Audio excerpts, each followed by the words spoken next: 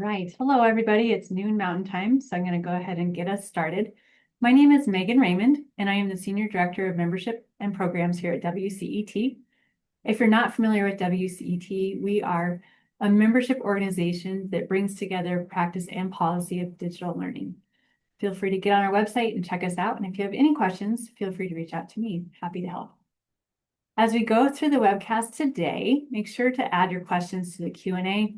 Sometimes we get them in chat and we lose them in chat, and we want to make sure to address your questions. Kim will be sharing the slides and any additional resources that were shared in a link to the recording.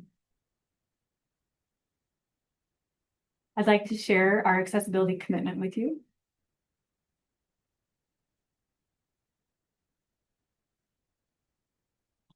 And get ready to kick us off. Today's webinar is Designing for Demand.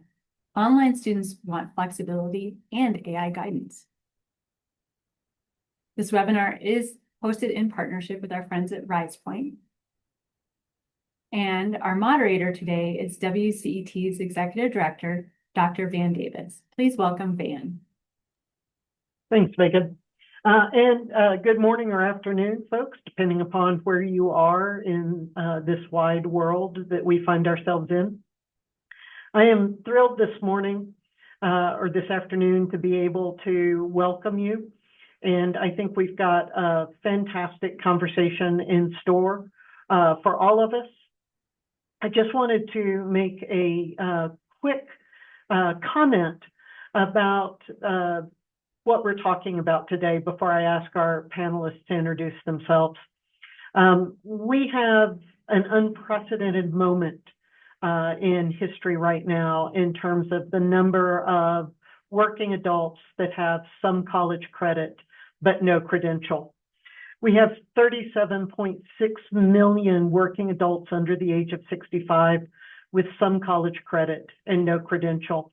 And in case you missed it this morning, the Council for Adult and Experiential Learning, CALE, just released a report that was featured in Inside Higher Ed that showed that we've got another 41.7 million adults between the ages of 25 and 64 that intend to be enrolled in some form of higher education or training within the next 2 years. So clearly, we are at a moment where who our average learner is shifting drastically. So I think that today's conversation is particularly timely for all of us as we think about how to meet the needs of these literally tens of millions of adults. And having said that, I'm going to ask our two panelists to introduce themselves. I'm going to start with Dr. Boykins, and then we can go over to Dr. Mitchell. Yeah, absolutely. Thank you so much, Van. Very excited to be here with you again. Good afternoon, everyone. I am Takoya Boykins. I'm the Director of Academic Program Strategy at Risepoint. My work sits at the intersection of academic strategy, online program planning, workforce relevant, and student-centered design. I've spent my career in education, supporting learners, faculty, and institutions through change, through growth, and through innovation. And in my current role, I work with partners to think through what it takes to build online programs that are not only operationally sound, but also relevant, that are sustainable, and that are aligned to where higher education is actually headed. So I'm excited to be here with you today and be a part of this very important conversation.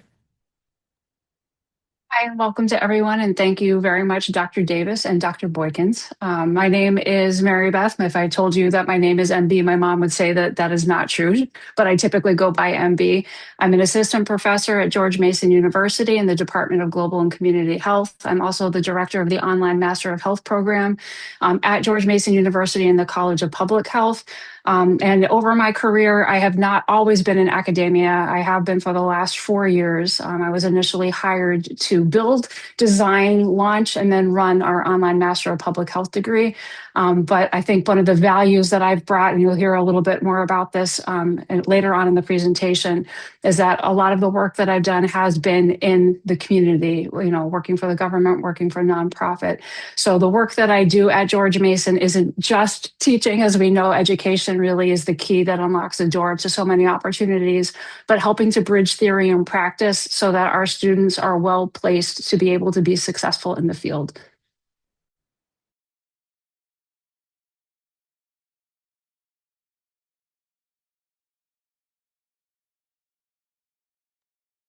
So you can see that what we're going to be talking about today is the Voice of the Online Learner Survey, and then some information about George Mason University's program and how they're incorporating online education and AI for adult learners. And Dr. Boykins, I'm going to let you take it away. Awesome. Thank you so much.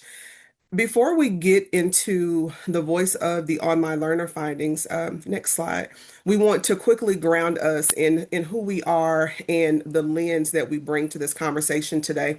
At Risepoint, our work is centered on helping universities to grow by expanding access to affordable workforce-focused programs that create strong value for students. And that's really important for today's conversation because online learners are making very intentional decisions. They're looking for programs that fit their lives, that help them to move forward professionally, and that feel worth the investment of their time, their energy, and their money. And just to provide a little more context, Risepoint partners with universities to support online program growth and student success. And since inception, we have supported more than 825,000 students, worked alongside more than 22,000 instructors, and helped launch more than 25,000 programs. Today, we serve 100 university partners, and in 2025 alone, we supported more than 107,000 students and worked with over 2,100 faculty members. Like, that is a lot. So, and I share that because our perspective is shaped by a large and diverse view of online education. And we're seeing what adult learners are asking for, what institutions are trying to solve for, and where there are opportunities to better align program design, student support, and workforce relevance. And I'll turn it over to Mary Beth, who will share more on George Mason. So George Mason University is located in Northern Virginia, right outside of Washington, D.C., and it is one of the most beautifully diverse places I've ever had the privilege of being able to be a part of. Our faculty are diverse, our students are diverse, our learning styles of all of our students are diverse as well. And so we have a variety of different programs that support our students, again, with the ultimate intention and goal of helping them to be successful in whatever field they choose to find themselves in after they leave our doors. So Mason right now is a very young institution. It is large. We also are an R1 institution. So we incorporate a lot of research that our amazing faculty members do. We have a very high student return on investments in the College of Public Health, in which our online Master of Public Health program is located. We have a number of fully online asynchronous programs, and it's just a wonderful place to be able to not only engage with students and engage with some amazing research that faculty are doing, but to also see our students then launch into the field successfully.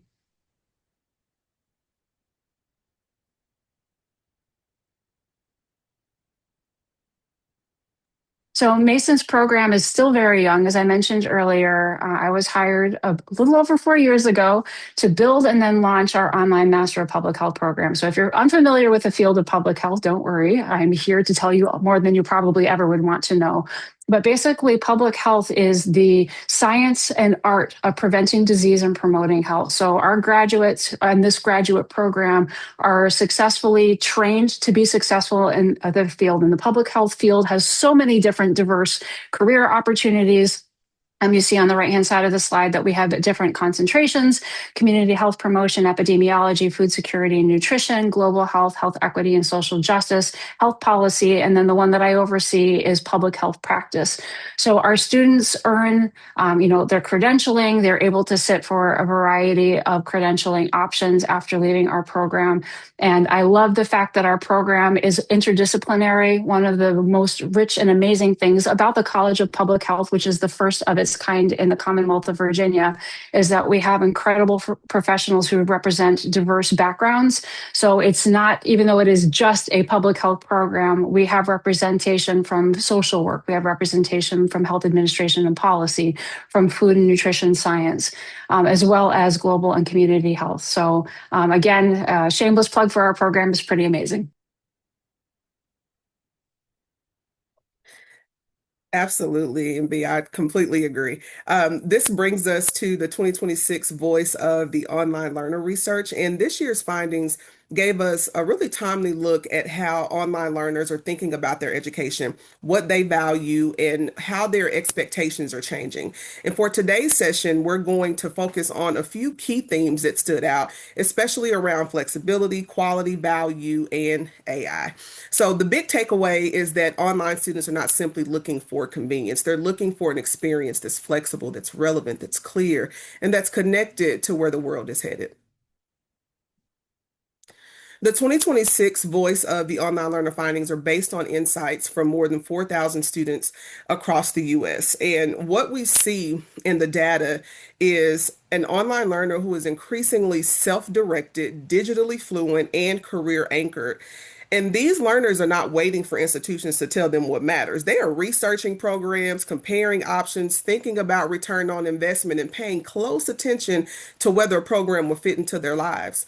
And now, with AI reshaping both education and the workplace, students are also looking for more guidance. They want to understand how AI fits into their coursework, how it connects to their career goals, and how they can actually use it responsibly. When we talk about online learners, we are largely talking about adults who are managing a lot at once. Many are working while pursuing their degree. Many are parents or caregivers. Some are first generation students.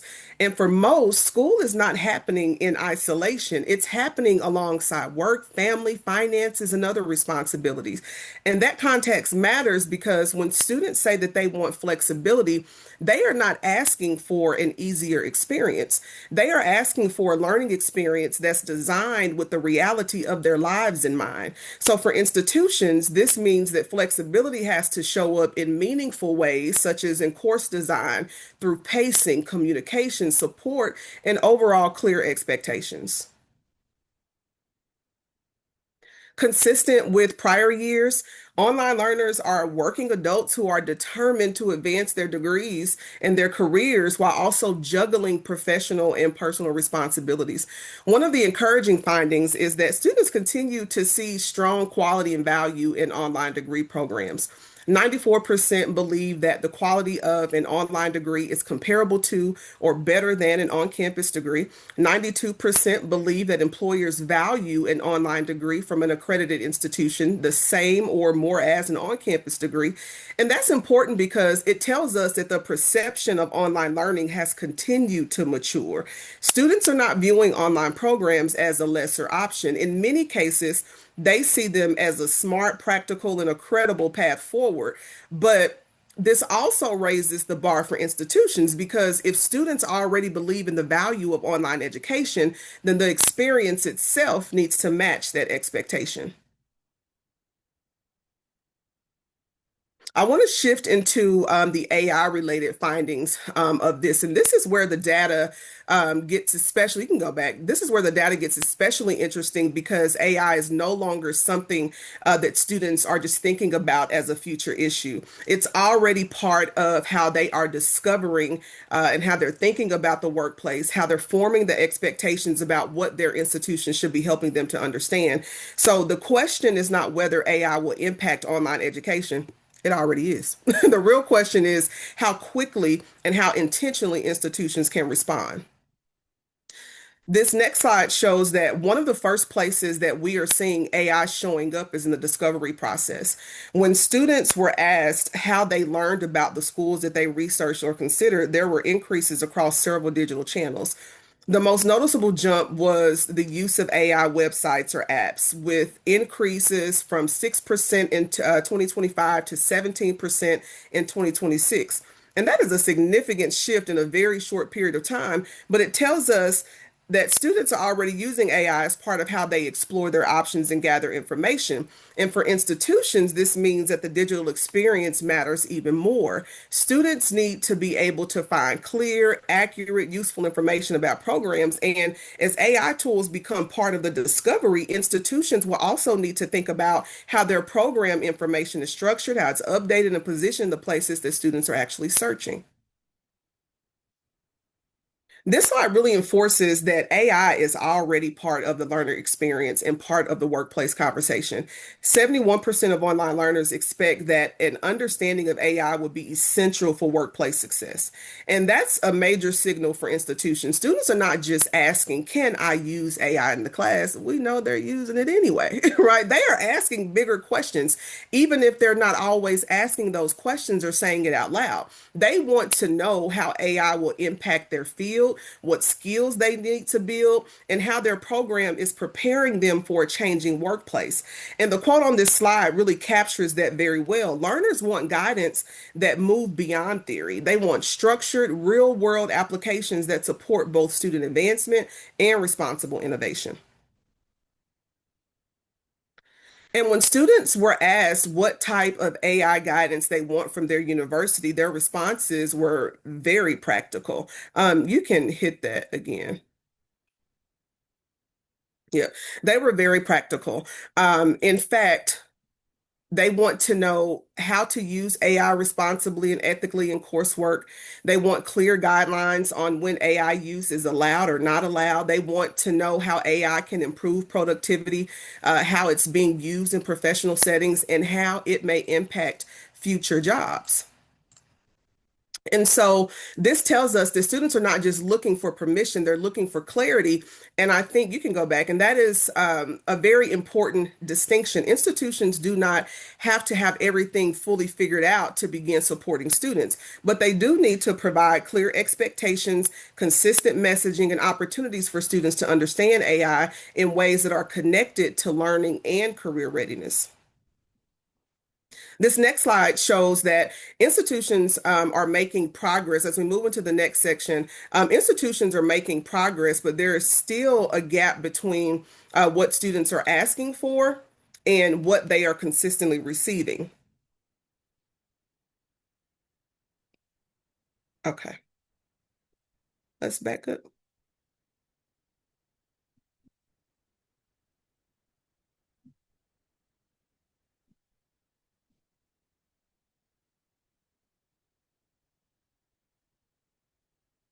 Okay, and the next one, please. Thank you.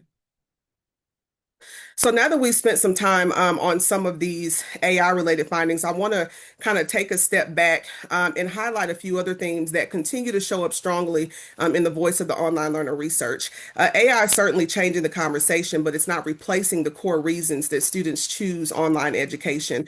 Students are still making decisions based on career advancement, affordability, flexibility, and whether the program really fits into their goals. So as we think about designing for demand, we have to hold those realities together. Let's go to the next slide. One of the clearest themes, next slide.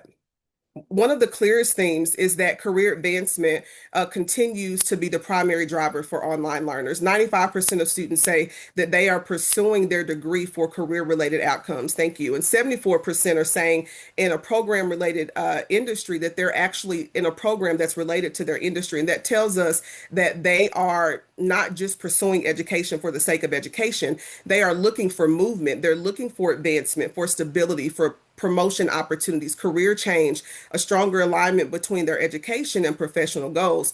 And for university leaders, this means that career relevance cannot just sit only in your marketing language. The students really need to see it in the curriculum and the assignments and the skills they're building, and then to be able to identify how the program actually connects back to the workforce. And then affordability also continues to be a major factor. In fact, affordability has been the top decision factor for the past 13 years. And this is important because adult learners are often making very practical decisions about whether they can start, continue, or complete a program. And many of them are using income or savings, federal loans and grants, employer tuition assistance, reimbursement programs, scholarships. So when we talk about affordability, we're not only talking about price, we're talking about perceived value. Students are asking, is this worth the investment? Will this help me to get to where I'm trying to go? Can I manage this financially without taking on more than I can carry? And this is where regional universities are especially well positioned. They can offer programs that are accessible, that are affordable, that are connected to the needs of those in the community and beyond. Another finding that stood out is that students are making very intentional decisions around modality and location. 80% of learners choose modality first, meaning that they are deciding whether they want online, hybrid, or in person before they even narrow in on a specific institution. And at the same time, 76% of learners live or work in the same state as the school where they are enrolled or where they plan to enroll.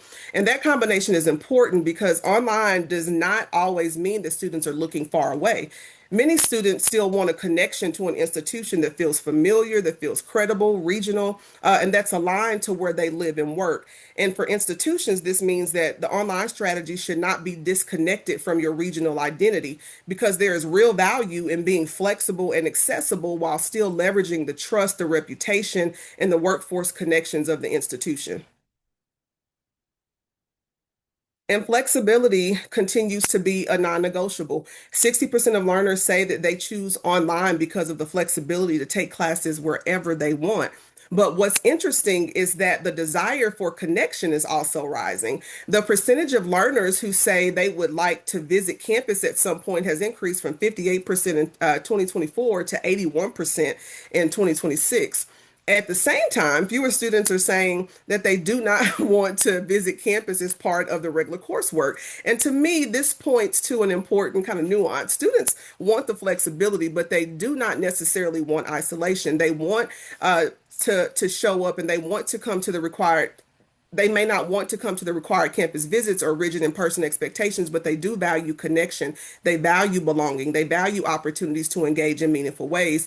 So the opportunity is to design connection with intention, not connection that creates barriers, but connection that gives students access to community, to faculty, to peers, to career network, and to the broader identity of the institution. And I want to spend a little time on what this means for university leadership. The data is helpful because it does not just tell us what students are doing. It gives us a signal around where institutions may need to focus next. And what we see is that there are a few themes that continue to rise to the top. How students are discovering programs, the growing urgency around Gen AI guidance, the continued importance of career advancement, affordability, flexibility, and the need for purposeful connection. These are not separate issues. They all connect back to the same question. How do we design online programs and student experiences that really reflect what the learners actually need today? And that's where leadership comes in.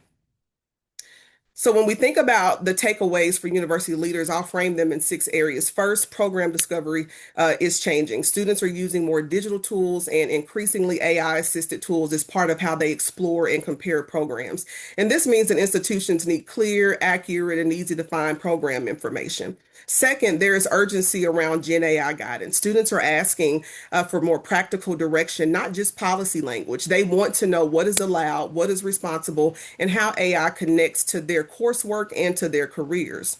Third is career advancement. This continues to be central. Modern learners are often making decisions based on whether a program will help them move forward professionally. So career relevance has to be visible in the program experience. Fourth is affordability. That still matters. Students are weighing cost, value, and the return on investment. They want to feel confident that the program is indeed worth the investment. And then fifth is the flexibility in program. That's critical because flexibility is not just about online success. It is about pacing, it's about course sequencing, support models, and how well the program really fits into their lives. And then finally, it's the purpose-driven connection. This means that online students, they want the flexibility, but they do not want to feel disconnected. They still need meaningful touch points, clear communication, and a sense that the institution really understands who they are and what they are working toward. And as I close, I want to focus on, again, just kind of the voice of the online learner. You can go to the next one. Yeah. So this data, it continues to show, again, some student priorities that have remained consistent over time. And for the past 15 years, online students have told us that affordability, flexibility, and career advancement matter deeply to them. And at the same time, the environment around them is changing quickly. AI is reshaping the student search for programs, how they think about learning, how they are prepared for the workforce. So the opportunity for institutions is not just to chase every new tool or trend. The opportunity is to stay grounded in what students value while also responding to the ways that their expectations are evolving. And so with that, I want to turn it over to Mary Beth, who will bring this to life from the institutional perspective and share more on how this work is happening at George Mason. Thank you. Thank you, Takoya. And I love that the underlying theme that Takoya just mentioned about connection and relevance is pretty much at the heart of everything that we've done in conjunction with Risepoint. So I'm going to start off telling you a little bit about me, because I think that understanding my journey might help you understand kind of the method behind the madness of why I do what I do. So next slide, please. So why I fell in love with online education, and I still love it. So you may notice from the photo there that I may not be what you stereotypically would think of when thinking of an online professor. The reason for some of this, at least, I am one of those former students who ended up having to take a break from my education in order to focus on family. So I started off with one career path in mind. I was ironically a dual major of piano performance and pre-medicine. Horrible idea. Some benefits of growing older and wiser. You know, we realized, like, what were you thinking? But I fell in love with the field of public health while I was working careers, while I was raising my family. And I understood as an adult, going back to complete my education, that there were so many things that I was invested in that the younger me just didn't know yet. I hadn't yet lived life. So I completed my associate's degree through my PhD completely online, asynchronous. I live in a rural area. As I mentioned earlier, I have family responsibilities. I was also working while completing my education. So juggling a lot of those different responsibilities. And during the season, I learned the good, the bad, and the ugly of what online education was like. There were some professors with whom I felt a connection. There were a lot more that I didn't.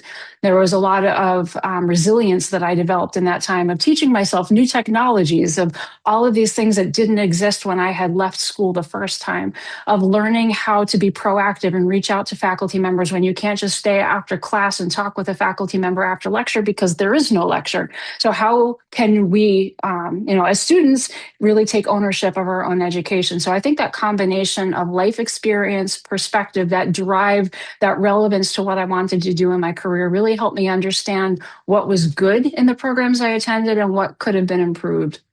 Because of that, I brought to my role now at George Mason University, being able to bridge the gap between theory and practice, and also bridge the gap between online students and online education, of knowing what it's like from a student perspective to be juggling multiple responsibilities, to really need that flexibility that Takoya had mentioned earlier. That's something that's not only desirable, it's necessary. Thinking about the different challenges that people face, whether it's health impairments, whether it is caregiving requirements, whether it is a swing shift, whether it is job uncertainty, whether it's just the shape of the world being the way it is. Our students that are online students pick online learning for a reason, and there's no one size fits all reason to it. It's very unique.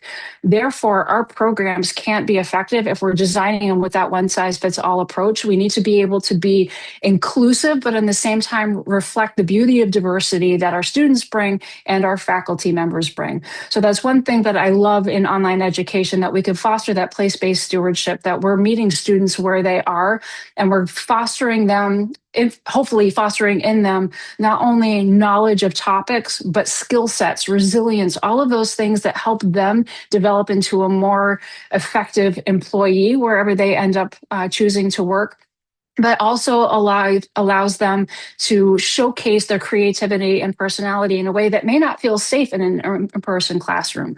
And thinking about, again, diversity, some people who have limitations that don't enable them to go to that in-person classroom, that online experience allows them to showcase that creativity, whether it's a love for Dungeons and Dragons, or I had a faculty member with whom I used to work, loved Star Wars, and the backgrounds of all of her virtual screens were Star Wars. So that online experience can also really showcase the flavor, the unique flavor that each individual brings. Next slide, please.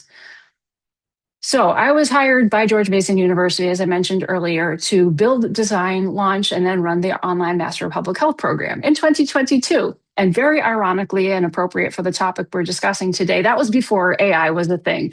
So when we first designed the program, I didn't have to worry about things like, students using AI tools to generate coursework, or thinking, all of the innovative tools we had at our disposal at the time were innovative, were wonderful, were fabulous, and then AI happened. So one of the things that I've learned in the last 4 years, but especially the last couple of years, is that there's a value in having continually evolving tools and technologies at our disposal. And where in-person classroom education, which is valuable in and of itself, don't get me wrong, I love doing any sort of in-person instruction. But again, understanding that for online learners, there's something extra beautiful and tangible about having the capacity to learn and explore resources in real time. So in an online course, as technology continues to develop and evolve, we as course designers, as faculty members, can incorporate that into our courses so that our students can benefit from it. So everything from on the left-hand side, you see a sliding timeline, which I absolutely love, or showing infographics to illustrate different concepts, being able to have those tools at our disposal. Next slide, please. Along with this, the slide or the photo on the right-hand side is an early AI-generated photo. It's just seeing how much technology has changed in the last 2.5, 3 years since that photo was generated. So seeing, now that there may need to be refreshing in some of the images in the courses to reflect technology, because technology is changing so quickly that students can point out, like, that photo doesn't look like it was made anytime recently. It looks a little bit old. So, having that evergreen model, but also understanding that an evergreen model may be too outdated, not that one size fits all. So designing courses that are consistent in the message they share, consistent in the excellence that they provide, but also has some flexibility to be able to incorporate new technologies as they emerge. The photo on the left, I love. One of the PhD students in our program created this after some qualitative research that we did. Just thinking of a technology that didn't exist a few years ago, being able to put in an image to words and really highlight the weight of responses. And if you're involved in qualitative research, you may geek out about as much as I am now. But again, thinking, things like this that I could put into my classes and show my students that will enhance their learning and their application in the field as they continue to become available. They're able to be placed in the courses because our courses have that capacity to be changed out pretty easily. Next slide, please. So some additional ways where online technology being able to change has enabled, enhancement of courses. This is one course that I teach, GCH 691, Project Management and Public Health. And if anyone has ever managed people, projects, or anything, you know that it's a wonderful responsibility. Teaching people how to do it effectively can be boring, very, very boring. So I wanted to make the content more engaging for our students. So I asked the Risepoint course design team with whom I work to help me gamify it. So we have a combination of board game graphics, video game graphics, card game graphics, like a pick your own storyline player graphics. But again, having the same basic content of teaching students how to write grants, how to navigate when funding gets cut, how to navigate when community partners drop off, how to navigate when personal illness pops up. So all of those things that we experience working in the field, being able to incorporate that into our classes in a way that's unique and engaging and hopefully captures the students' imaginations and interests long enough for them to learn something. Next slide, please. Also, one of the fundamental things that I love about the online model, and this is some way that AI can be used as well, is storytelling. And again, I know every educational field, every educational focus has a slightly different flavor. What works for one, just like we said earlier, there's no one size fits all approach.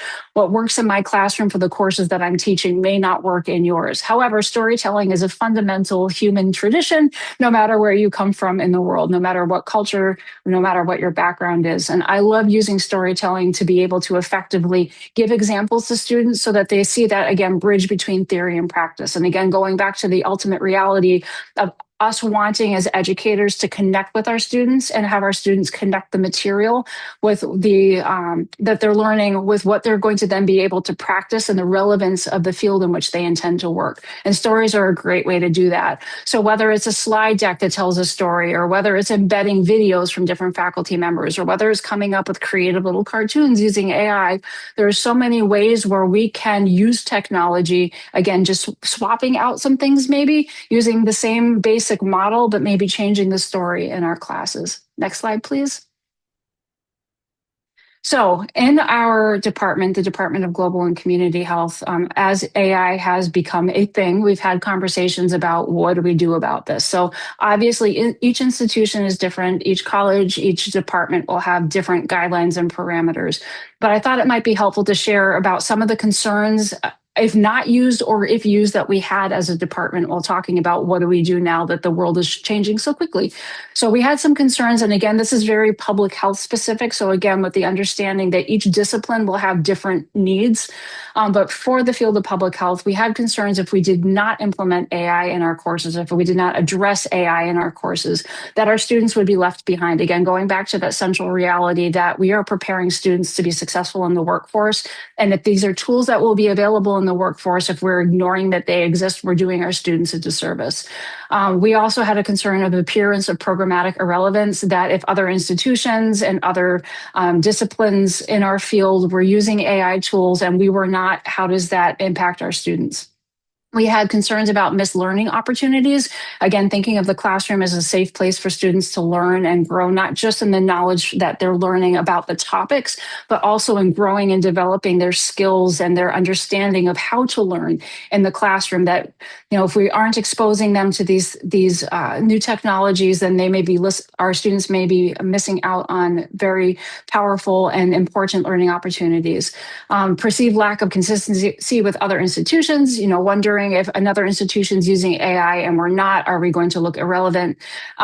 Lost value in technological advancement, that again, if we're not continually updating our courses to reflect most current technology, will our courses look outdated? Will they look outmoded? And then also there was additional concern for faculty that if we did not use AI, that it could be additional work for some faculty who liked using it in their work. So that was bucket if we didn't use it. Bucket of concern for if we did use it would be in the field of public health, misinformation and disinformation are a huge red flag. We talk a lot about messaging needing to be accurate, verifiable, that it's not just what we are saying to people, that we're showing this is why it's relevant, this is why it's accurate. And one of the challenges and limitations that AI has had is hallucinating information or not necessarily accurately representing something. So some concerns about that. The environmental impact, again, field of public health, and what's the impact on water if all of these data centers continue to be put up. The loss of the unique human voice. I do a lot of qualitative research, which is word-based, and there's a value, is a beautiful thing about hearing the stories and the lived experiences of the individual, and not wanting to lose that, as technology sometimes has provided a very mediocre meh voice in some of the information. There are also concerns of privacy and sourcing, hallucinated references, which I'm sure everyone has come across in grading papers, on privacy concerns, and some of the examples that I'm going to give of how I use it in my classroom do address those. Some of the groups with whom I work are very vulnerable. For one example, IPV survivors. And after doing interviews with them, I am not going to take a transcript that they have generated and then throw it through AI, because I don't know what's going to happen with that information. And if I'm indicating that I'm going to protect the privacy of people that are part of my research and I'm uploading something that I have no control over, am I really having an ethical framework at that point? So again, that was another concern. Reduced impact from the learning process if it was used. So again, will students really learn how to write or how to think through things if they are relying on AI rather than doing the work themselves? Again, going to the next point of reliance on aids, unfair grading, thinking of instructors having AI do the grading for them. Is it really fair if there's not that human element, double checking to make sure everything is accurate? And then ultimately, this is one that has been a concern to me. What's the relevance or irrelevance of online education? So if we're thinking of removing the unique human voice in online education, and sourcing our unique humanity to something else, what will the impact of that be on online education? Next slide, please. So what we are doing, and again, this is just an example of what we're doing. I'm not saying this is great or accurate or whatever. This is just what we're doing. We decided that technology was obviously evolving very quickly. And much as if anyone here has ever been part of any sort of faculty meeting, there are never any meetings where everyone agrees. Everyone has a very unique perspective. It was very difficult to decide on a one-size-fits-all policy for the department, something about which I'm really, really glad. Because again, going to the fact that we have academic freedom, that we as faculty members have the right to be able to choose what works best for us. The other concern that we had is that there wasn't initially a directive from the institution as to this is what you should do. Again, the technology hit very quickly. And I think all of us felt a bit that we were scrambling to catch up. So the institution did end up having requirement for faculty to embed and incorporate language related to AI use in syllabi. So all syllabi must be include very clear language as to the AI use policy. And at this point, there is no standardized one-size-fits-all approach for our program. It's up to each faculty member, but we have to let our students know very clearly what is and is not allowed. So what does that look like? Next slide, please. So in my classes, there's an example of some language that I use in my syllabi. So I don't have a yes, it's allowed, no, it's not allowed, because again, every assignment is going to be a bit different. Every course is going to be a bit different. How AI can be used in every assignment in any course is going to be a bit different. So I just basically say in my syllabus, it's allowed if I say it's allowed on that assignment. It's not allowed if I say it's not allowed on that assignment. And that just, for me, seemed to be the best way for me to be able to use that policy for now. Next slide, please. So ultimately, with me, it goes back to ethics. And I talk about this with my students. Again, the field of public health, we have a lot of conversation about ethics and not misusing, not abusing, not using any sort of tools, materials, information that could cause harm to people or populations. So we talk about ethics. Interestingly, I'm part of a summer research project where we're working on the impact of extreme heat on homeless and unhoused individuals. And we had conversations earlier about, creating infographics. The students wanted to know, can we use AI to generate, these images for infographics? Like, that's a great question. Let's talk about where it could be appropriate. Let's talk about where there could be some concerns. Let's talk about the fact that homelessness and housing insecurity doesn't have a one-size-fits-all approach either. There's no one picture of what a homeless person is. So again, just having those conversations with the students as part of regular learning, not having it be something that's off topic and not just having AI pop up in an assignment, but we're having those conversations as part of the academic journey. So for this particular assignment, AI is not used. And the reason for this is this assignment, I have students generate language that they then use instrumentation for those of you in qualitative research. They generate focus group, interview, and survey questions. They go and ask somebody those questions. And then they have to generate a transcript when they interview somebody, and then they have to code that transcript. So I do not allow them to use AI for this. And I talk with them about that, of the whole ethical implication of when you are collecting information from somebody and you're promising, and those of you who've done IRB applications for human research, there are sections of how do you protect confidentiality and privacy. And for those of us who work with vulnerable populations, we know that it's very, very important when you're a community partner, when you're an institutional partner, to do everything that you can to keep your word.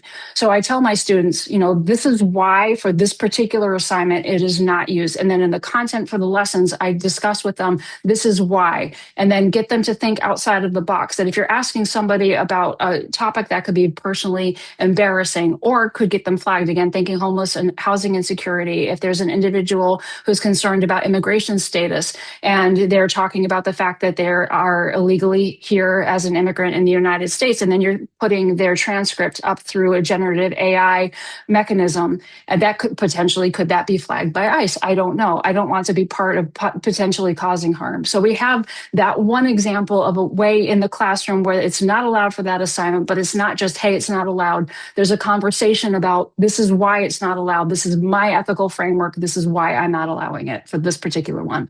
Next assignment, please. I'm sorry, next assignment, next slide. Thank you. Here's an example of where it is allowed. So this, of course, is the GAME course, the Project Management and Public Health. And I wanted students to think about what an ideal manager looks like. And my son is a huge Dungeons and Dragons fan. And if you are into any of that sort of thing, whenever you're developing characters, you can't just create characters with only strengths and no flaws, because none of us have only strengths and no flaws. We are multidimensional. So although students are able to and encouraged to, and actually are supposed to, use AI for generating like an avatar and a description of their character, they have parameters around it that they can't just create this like hero manager that has only strengths. It has to reflect reality. And then I also talk with them about the value of doing this to test out different models. So if I'm testing out infographics that I'm wanting to run by a community partner, I can run that model through AI potentially and have it be, okay, well, here's an example, like a case study example of who might be reading this. Is this appropriate? So again, teaching them that these are tools. Ultimately, they're tools that we should be using. They are not tools that should be using us, that it's our responsibility to be able to learn how to continue to grow and develop and use these, but in a way where we're still allowing our unique human voice to shine through. And we're overseeing the ethical implications and all of the use and potential use or abuse of these tools. Next slide, please. So student feedback from the online courses that I've taught, the students like things that are weird. They like things that are quirky. They like things that are relevant. They like feeling that connection. All of the findings that Takoya shared earlier are not surprising. And if any of you have taught students anytime recently, you're probably like, yes, I hear the same thing from my students. Students crave, I think in a world where AI is continuing to become more prevalent, students crave authenticity in a way that I haven't seen. That connection, again, that summer program that I was describing earlier, our students are meeting virtually and our students are meeting in person. They love meeting in person. They want to meet in person. They weren't able to for one of the meetings, and I heard afterwards that they missed meeting in person. When they're meeting virtually, they're actually connecting with each other. So that wanting to hear things that are accurate, wanting to connect in an authentic way is something that's shining forth. The other bit that they had talked about and concerns with AI and online education is they want to know if something's real or not. So if they're seeing things that are online, how can they differentiate between something that's valid? How can they differentiate between something that's false? Because technology has become so good at mimicking things that is difficult to tell sometimes. So those also foster amazing opportunities for conversations with students of, okay, why do you have these concerns? I hear your concerns, they're valid. Why do you have them? Why would you be concerned that somebody was showing you something that may not be accurate or valid? Why are you concerned that information that may not be accurate may harm somebody? What's the framework that you're having these thoughts and these ideas come out of? And so making for more meaningful conversations. Next slide, please. So as I wrap up, here is a photo from a hike I did recently. So why on earth am I using this photo? I get lost very easily. I have a sticker on the back of my car that says, not all who wander are lost, but I probably am. My sister got it for me. And the reality is I'm one of those people. I get lost very, very easily. I love to hike. I get lost really horribly. Back in the day, if any of you remember the good old days with MapQuest, I would get lost using MapQuest, trying to print out directions to drive, using a map and driving. God help us. When I'm hiking, if I have to use a map and compass, again, is going to be a toss-up of am I going to get horribly lost or just very lost? Now we have these amazing things with technology of GPS and like AllTrails app, which are absolutely magical. Do I still get lost? You better believe I do. I will hold my phone and be watching myself on the AllTrails map, like go around in circles, and I'm staring at my phone instead of the surroundings because I get lost. Why am I sharing this example? Because I'm going to get lost whether technology exists or not. However, at the end of the day, technology has helped me get lost less frequently than it would have otherwise. However, I'm ultimately responsible to make sure I get from point A to point B and then back safely. It's not technology's fault if I get lost. It's my own responsibility. So just like technology can help us get safely from one place to another, technology with AI can be a useful tool in the classroom. It can be a useful tool in the field, but it's something that we as humans are responsible for using wisely, creating those boundaries to be able to decide how and when we're going to use them. And then as instructors, embedding conversations and learning opportunities in our courses so that students are able to learn and grow as we continue to learn and grow as these technologies are evolving. So going back to the two hearts of the issue, at least, is what drives the programs that I'm in charge of and what drives the courses that I teach. What are we doing to help our students' development and help set them up for success in the workplace? So everything we do in our program, everything I do in my class is using real world examples and experiential learning opportunities. So our students know this is what we're learning. Here are examples of how it's applied. Now go and practice it so that they grow in their capacity to do well in the field. What does success look like? So success for me might look different from success for you. A success for a student who has physical limitations may look different from a student who has developmental considerations, may look different from a student who is housing insecure, may look different from a student who's living in crowded home environment, may look different for a student who is juggling multiple jobs and family caregiving responsibilities. So when we're thinking about setting our students up for success, I encourage you to think about what does success look like and how can we as faculty members, course designers, program directors do our part to help our students be successful using technology, not having technology use them. Next slide, please. So takeaways, online education and AR are here to stay. So how can we holistically support our students? And again, going back to the fact that it's a tool, as effective as its user, it does not replace the human value of creativity and innovation. Just like a car can be an instrument that helps you, or it can be an instrument of destruction. Any other technology that exists can be the same way. I love these photos. They were one of the first AI generated ones for a course that I was teaching. And they are just so utterly ridiculous that I fell in love with them and had to throw them on the slide.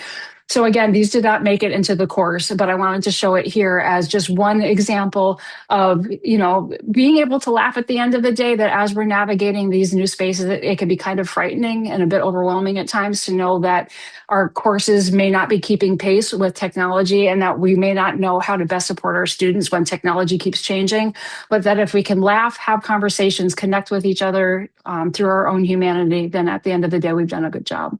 Thank you very much.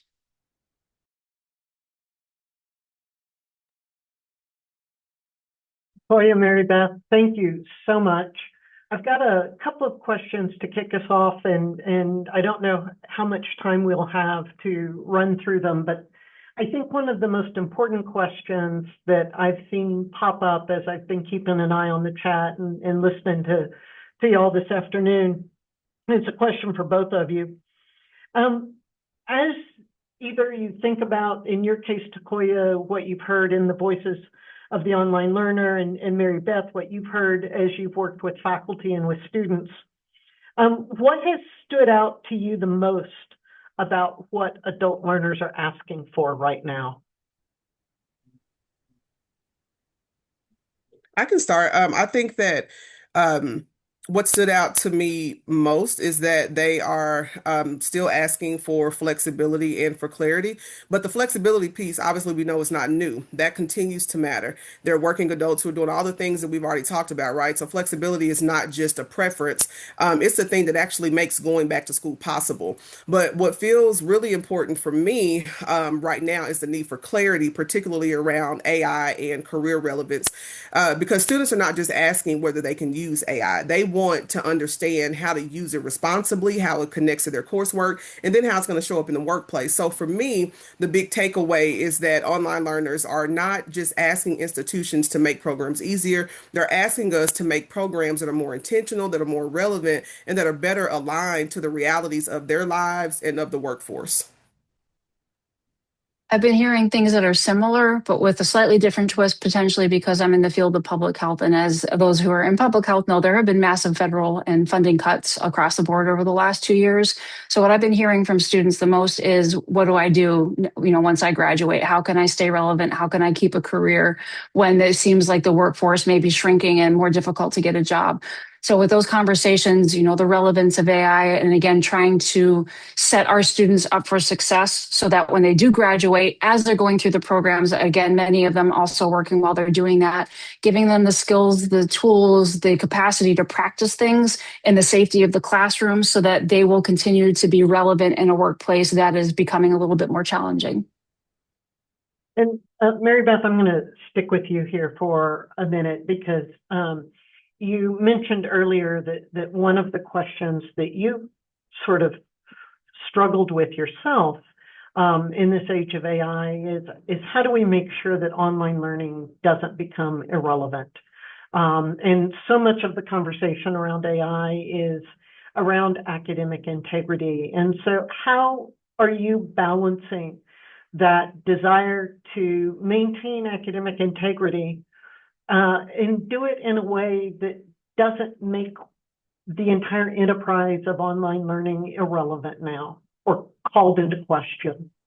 So I think of conversations my mom had when computers became a thing, word processing software. She had been old school and had used a typewriter, and she was convinced that the world was going to go up in flames because people now have the capacity to make changes in real time to writing. Surprise, the world was still here, dubious quality, but it is still here. And, software processing did help people with dyslexia or people who had visual impairment to be able to see things in greater capacity.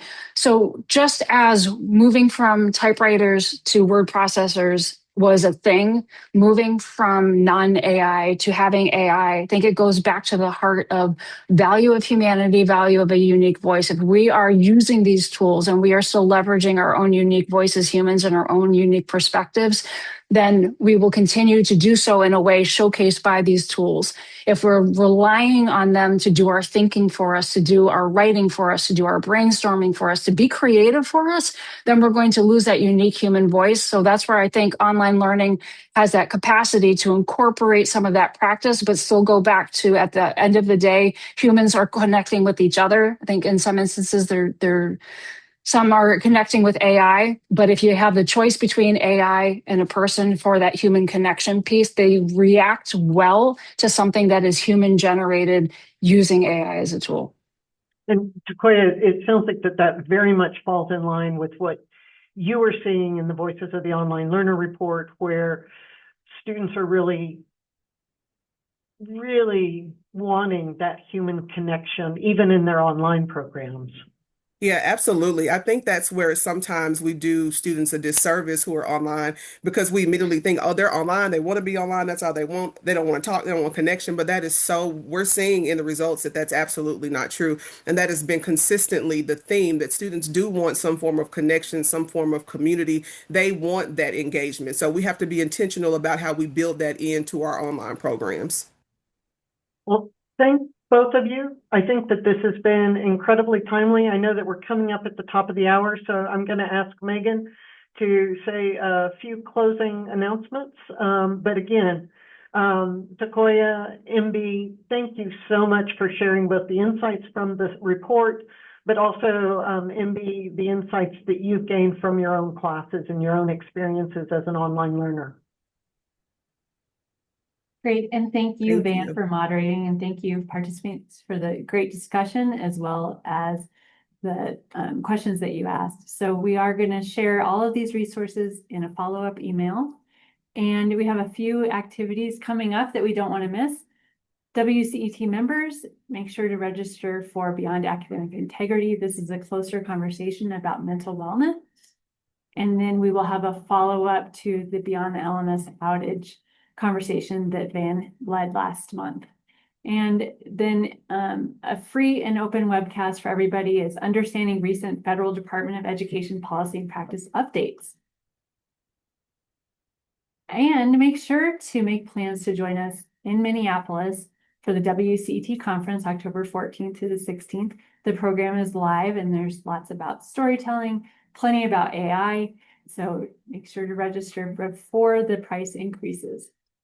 Lastly, I want to thank our annual sponsors that help make much of our programming and activities here at WCET happen. So quick shout out to Risepoint for their great partnership. We also have supporting members that invest at a deeper level within WCET, and we are grateful for them. And thank you. Thank you for making time to spend part of your lunch with us here at WCET and for this great conversation with Takoya and Mary Beth and Van Davis. So thank you, everybody. Take care, and we will see you soon.